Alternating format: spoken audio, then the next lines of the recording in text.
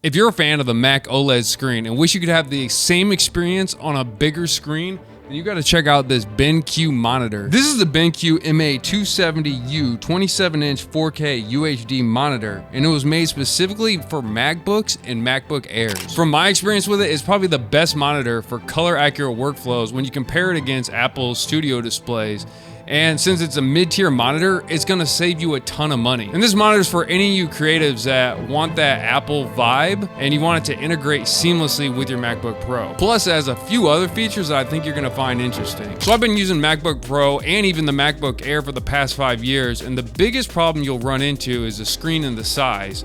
And we all know that the MacBook Air has a considerably smaller screen and it's dimmer too. It's not like the MacBook Pro screens. In the MacBook Pro, I spend most of my time actually at my desk editing. It's only when I'm out and about that I have to use the screen. So when I have the workflow at this station, I need something that's gonna integrate seamlessly and give me the color accuracy that I need when I'm doing Photoshop or I'm editing photos or even video editing and color grading. So this is a 27-inch 4K panel with a 95% DCI P3 wide color gamut, meaning it's been color tuned to match MacBook color so users get a seamless experience. And the screen gets decently bright at 400 nits and it has HDR capabilities. Now 400 nits isn't the brightest monitor, but you gotta think you're using it in the studio, you're not taking it outside for the most part. 400 nits is bright enough in my book, and I haven't had a problem with the brightness. And the monitor comes with a nano matte panel, so it's an anti-glare, anti-reflection material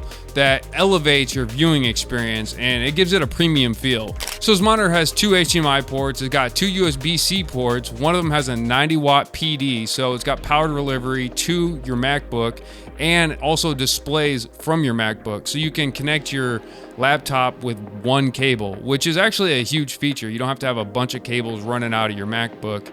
And then the other USB-C port is a 15-watt port that you can have for accessories. So I actually plug my mouse into that port and basically I just have two cables and they both run from the monitor.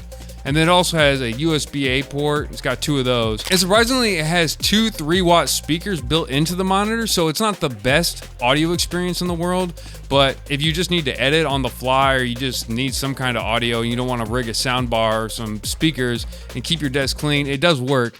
And I'm gonna be honest, I actually use the speakers. The main feature of this monitor is the Display Pilot 2 software that comes with the monitor, which just sits in your menu bar and it allows that seamless integration between your MacBook and the monitor. It also has that sleek silver finish that you come to find from a lot of Apple products, from their MacBooks and a lot of their other peripherals. And on the monitor stand, there's a thick rubber pad that you can put SSDs, hard drives, your AirPods, an iPhone.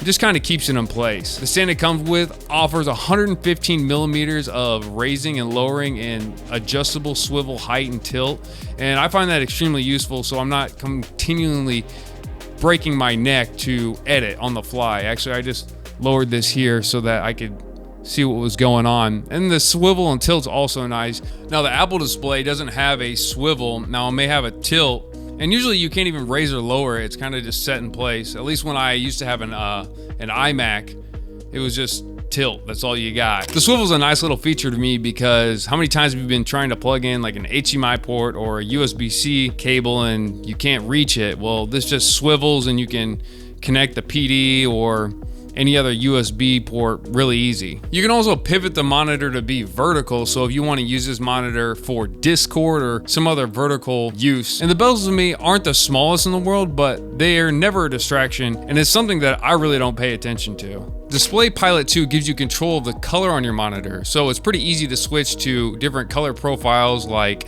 cinema, gaming, inbook, which is their color profile, and sRGB. Now I usually don't switch it personally, I just stick it for my work computer. I'm not really watching movies on my MacBook, but if you have that or you wanted to do that, it's definitely available for you. The software also has iKeyboard controls, which allows you to use the buttons that you'd have on your MacBook or your Apple keyboard to change the brightness and volume seamlessly with the monitor. This is a 4K monitor, and Display Pilot 2 gives you the option to change your resolution on the fly. So you can go super low resolution, maybe even 1080 or lower, go up to 1440p and then bump it up to 4K. And the first time that I switched it from 1080 to 4K, I was blown away because of all the real estate you get on the screen.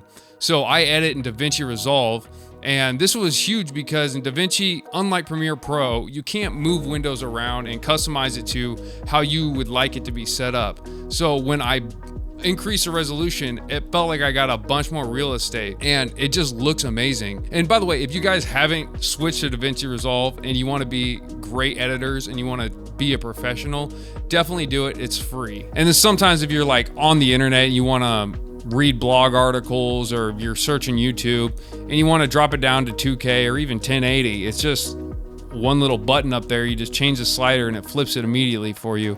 So if you need to read more text and the text to be bigger, that's fine. But as far as video editing, it is crazy, and it really shocked me. And if you're a serious editor and you're stuck on a 1080 monitor or even a 2K, like, I would definitely consider getting a 4K monitor. It just changes the game. It's also got something called brightness sync, which keeps your MacBook display and the monitor's display in sync. The monitor also has a sensor on it and uses brightness intelligence to measure the ambience of the light in the room to give you the best viewing experience. So Display Pilot 2 is a really robust experience, and I love how seamlessly it integrates with the MacBook ecosystem.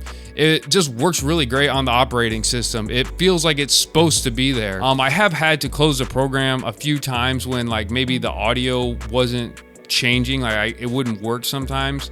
And I had to close the program, reopen it. There is also a blue light sensor mode for those of you that are doing browsing on the internet and you're not doing heavy color work such as Photoshop or color correcting in DaVinci, just to reduce that eye strain on your eyes. So that's an amazing feature that I like to see that they have. So it has 95% color accuracy of what Apple's gamut is for color, and I've been using it for weeks, and it's been extremely helpful versus the monitor I was using. I feel like the colors are calibrated really nicely. I can trust that I'm getting the right colors when I'm editing in DaVinci Resolve, or I'm gonna send it to my iPhone. The colors match. They match between the MacBook colors I see and then the actual monitor. And then when I send it over to my iPhone and when I post it on social media, the colors are accurate. And that's just super important if you're any kind of designer. And you also gotta think, you're not spending $1,500 on a monitor, you're spending a mid-tier price. Now this isn't like a $200 monitor, you're gonna spend about 500 bucks, but what you're getting for that, it's really a robust experience. And I feel like it fits most professionals' budget. If you don't want to spend a big gap, but you definitely want to get something that's quality and premium, this monitor's it. And I never thought that this was gonna be the greatest feature, but the one cable 90 watt PD to my laptop is amazing. You just plug in one cable, you have power, and it displays your MacBook, so you can just slide it in your desk. Or if you have a gaming console like me, the Ally X, or a Steam Deck, you can just connect it with one cable, power the system, and display your game. Now, the one drawback to that is that it has a 60 Hertz max refresh rate. Now, this is okay if you're just using it for work purposes, but if you want a game, you know, you want those higher frame rates and those refresh rates, then you're gonna need to look into a different type of monitor. This is strictly for work. I have used it for gaming, and I was just testing it, and if you're okay with 60 Hertz or you don't know any better, then you can use this monitor as a 4K gaming monitor. So BenQ has another monitor that's a step up from this one. It's more of a premium feel, and I think that one just has more color accuracy, plus a few other features when I was looking it up. So that monitor is the BenQ PD3225U and has more accurate color. It's got better contrast, an IPS black panel instead of a backlit LED, and actually a Thunderbolt and KVM. So if you're planning on using one mouse and keyboard and you want to daisy chain a few monitors, you're probably gonna need to look into that level of monitor. Now, I feel like that's not most people, and honestly, you get what you pay for. But if you feel like you are that premium level designer and those little intricate details, like maybe you're doing magazines or some kind of print work that it has to be super perfect and not just doing social media like what I do, then that is a monitor you need to look into, because it really comes down to what your budget is. And the last drawback is that it is plastic. It's not metal, so it may jiggle a little bit if you move it around or move your desk, but